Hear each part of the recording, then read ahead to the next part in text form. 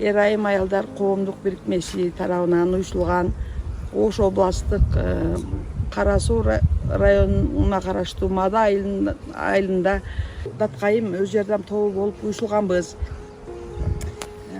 Бул менин жолдошум Австралиянын элчилигинин жардамындагы долбоордо биз семьябыз менен катышып 150 000 грант утуп алдык. Biz үй бүлөлүк өз жардам тобу болуп ушу арычылык боюнча арынын эмесин өздөштүрүү боюнча иш жүргүздүк. Ошондо биз биринчи алганда 20 жашыктан баштаганбыз. Азыр бир 40 жашыктей болуп көбөйттүк. Ушу Австралия элчилигине дагы рахмат, ушундай колдоп гранттарды бергендер үчүн иштерибизди улантып атабыз. Мада айыл өкмөтү тарабынан 10 гектар кайракы жер бөлүп берилген. Ошону колдонуп жатабыз.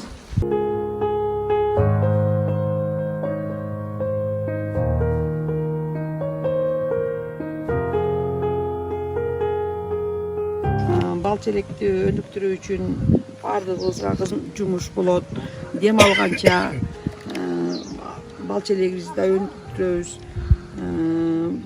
Ушул бал челекти өнүктүрүүбүздүн бир немеси Эрайым аялдар коомуна да чоң рахмат. Биз эми келечекте ушул бал челекти өнүктүрүү, үй бүлөбүздүн кирешесин көбөйтүү, дагы үйрөнөм дегендерге үйрөтүү. Биз азыр бала алууга даярданып жатабыз. Дагы 1 айдан кийин июль айынын 5-10 бала алабыз. Эми бала алуу башталгандан видеоканы алып келип, ушул жерден алабыз.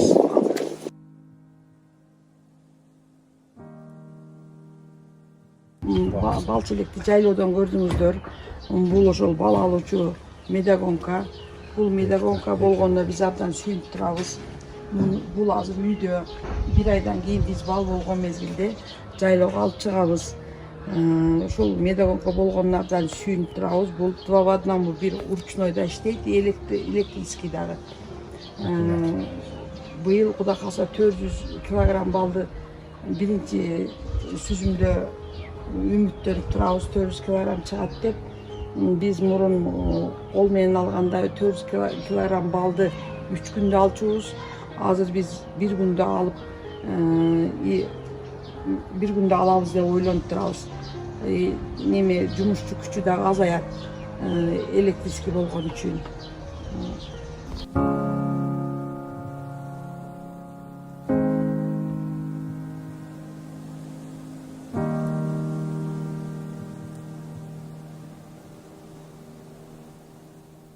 Şu medagонканы иштеткенде мына рамкалар асалга балга толот.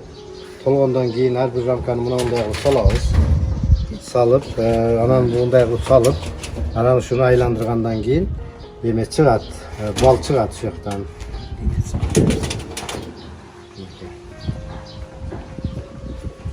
Способ иштейт.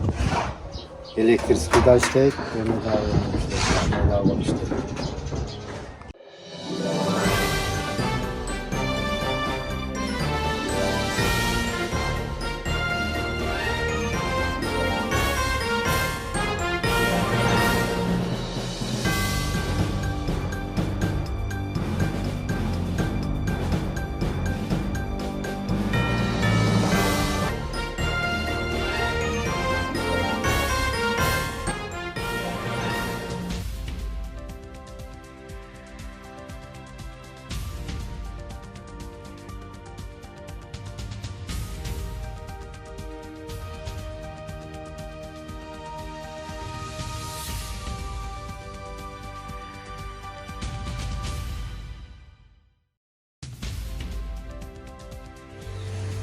Biz Kara Suu rayonuna караштуу Кызылкыштак айыл өкмөтүндөгү ишкан айылынын жашоочулары Эрайым аялдар коомдук бирикмеси тарабынан 2014 жылы 8 аялдан турган арзуу өз жардам топ болуп түзүлгөнбүз. 2014 бери көптөгөн окууларга катышып, ушул бир максат койдук эле, бир ишкерлик баштайлы деген үмүт менен ушул оюбузду ишке ашырып, Австралия элчилиги тарабынан 150 миңдик грант утуп алдык.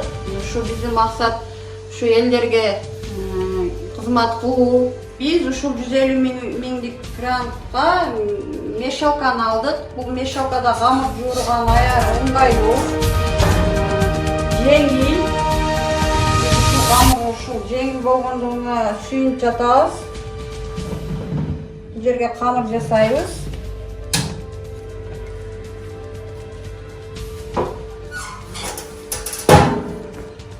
Андан кийин мына 3 камералуу духовканы алдык.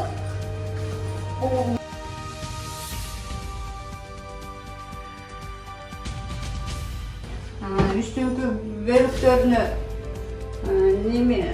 pеченье, кондитердик азыктарды бышырабыз.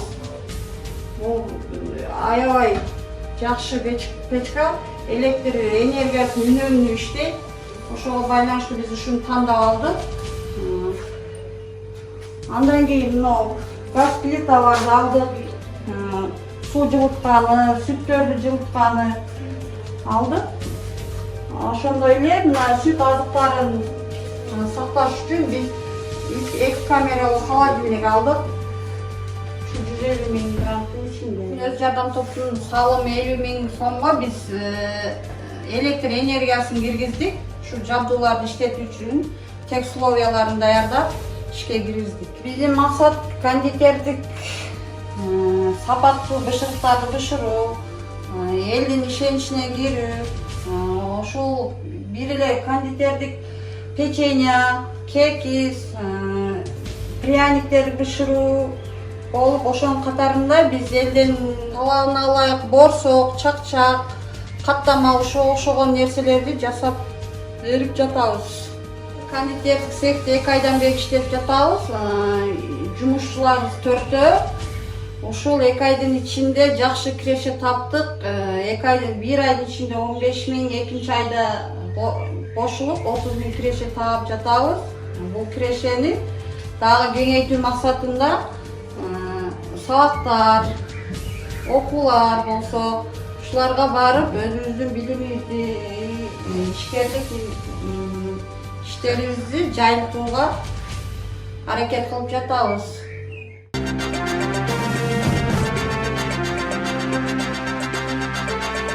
Тагы заказ түшкөн болчу. Борсок жасатабыз. Камырлары бар.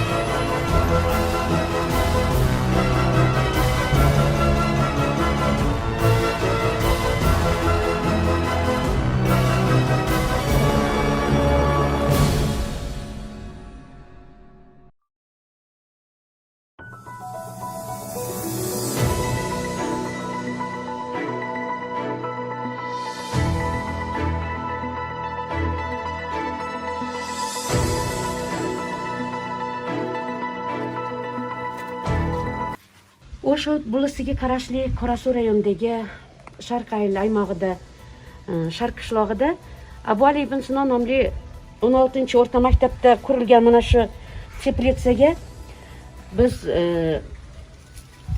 Эрайым аялдар коомдук бирикме тарабынан түзүлгөн өз жардам тобу Радуга деп аталады. Ошо Радугада биз 8 аял киши грант проект yazıp Австралияны проекти bilan biz grant yutib oldik. 150 ming so'mlik. 150 ming so'mga bizga mana shu жергиликтүү бюджет депутатлары qo'shilishib 10 ming ajratib berishdi. O'zaro jardam to'vi o'zimiz 40 ming so'm qo'shib, biz mana shu chiroyli ko'ringan teplitsani, ya'ni parnikni, badringni biz fevral oyida boshladik.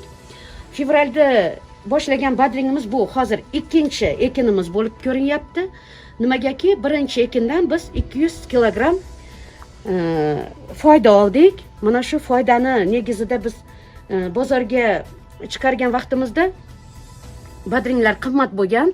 Biz 200 kilo badringni birinchi terimda bergan bo'lsak, ikkinchi hozirgi mana terimimizda 137 kilo biz foyda oldik. Mana shu foydani biz juda ham yaxshi mana shu ishlayotgan 6 ta qizimiz bor. Ayollarimiz nimagaki bu Qirg'iziston aymog'idagi ayillaridagi asosiy ayol kishilarni ko'ygaylarini, qiyinchiliklarini yengillatuv maqsadida ochilgan dolbor. Shuning uchun biz mana shu 6 ayolga 4000 dan fevral oyidan beri to'lab kelyapmiz. Ana shu foydadan tushgan pulni ular o'zini uy shartiga, tirikchiliklariga qarab turib farzandlarini o'qityapti, balki shu oylikdan foydalanib o'zlarini yengilliklar yaratilyapti. Kelasida bizga mana shu parnikni yana ham ko'paytirib, hozir biz 60 metr kvadratdan tuzilgan parnikni tayyorlab bergan bo'lsak, hozir kun issig'iga qarab turib biz klyonkalarni olib ochib soldik.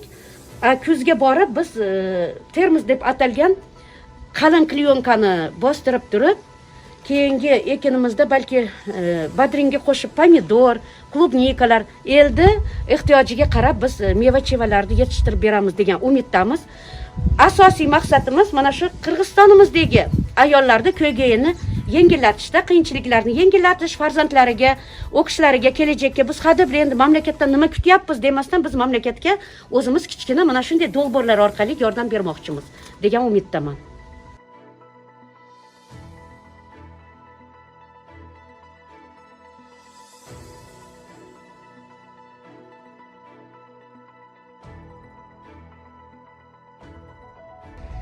Kelajakda bu qurilgan kunusxonadan umidimiz cho'ng. Nega deganda biz ayanti hozir 60 kvadrat metrda tursa, biz keyingi yillari o'sha tushgan xarajat hisobidan teplitsani, kunusxonani cho'ngaytamiz degan umiddamiz. Yana boshqa yer jemishlarida o'stiramiz degan umiddaman.